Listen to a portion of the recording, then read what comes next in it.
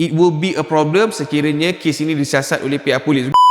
Mana aku rasa kita semua boleh agree memang kes bully akan berlaku dan tetap akan berlaku no matter how much awareness kita beri kepada budak-budak ni, kes bully tetap akan berlaku. Dan kes yang berlaku kat Serdang baru-baru ni membuktikan no matter how hard the government make the laws, tak kisah betapa kerasnya undang-undang berkenaan dengan bully ni, ada undang-undang anti-bully, ada tribunal anti-bully pun masih lagi ada kanak-kanak dan juga kadang-kadang setengah-setengah parents ni tak faham apa yang diorang ni buat akan ada kesan. Okay, so sekarang ni apa yang kita boleh buat sebagai bapa kan? Memang kita tahu bila anak kita pergi sekolah awam ke sekolah mana-mana lah, bully ni mungkin bakal berlaku. Kita memang tak boleh nak elak. Tetapi apa yang kita boleh buat sebagai parents adalah untuk kita sediakan anak kita ni dengan the right knowledge supaya sekiranya keadaan di mana memang berlaku bully kat depan mata diorang ataupun diorang sendiri menjadi masa bully, diorang tahu apa nak buat. Okay? So kepada parents kat luar sana, korang kena faham sekolah ni main peranan besar dalam memastikan keselamatan murid. Okay?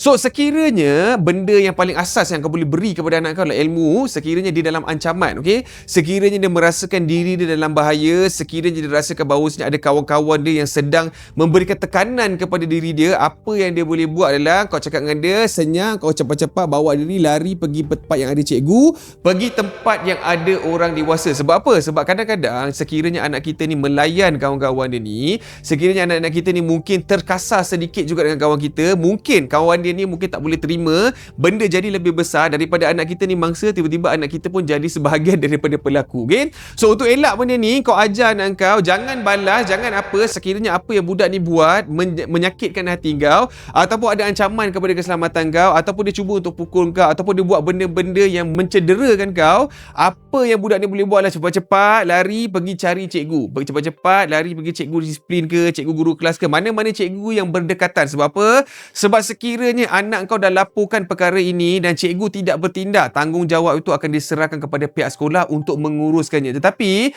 sekiranya anak kau cuba untuk uruskan benda secara sendirian, okay, it will be a problem sekiranya kes ini disiasat oleh pihak polis. Okay?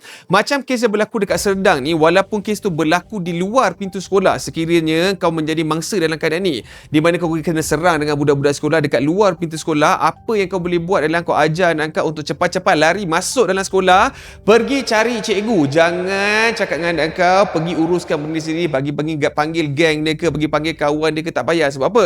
Sebab sekiranya pihak polis siasat sekiranya pihak polis jadikan benda ni jadi kes, dia jadi kes rusuh, macam dalam kes yang kita tengok kat Serdang ni jadi kes 147, semua orang yang ada kat situ akan kena siasat dan akhirnya kebarangkalian tu semua orang kena tuduh tu tinggi. So if you want your son to be protected at ultimate level, kalau kau nak anak kau dilindungi secara maksimal, apa yang kau boleh buat adalah pastikan anak kau faham sekiranya ada ancaman, sekiranya ada bahaya, sekiranya ada kawan-kawan dia mencederakan dia secara fizikal ataupun mengatakan perkara-perkara yang mencederakan secara psikologi, cepat-cepat cari guru, beritahu kepada guru supaya guru boleh ambil tindakan, supaya orang dewasa boleh ambil tindakan. Okay? So sebarkan video ni supaya ramai parents yang boleh dapat this knowledge kepada anak-anak mereka.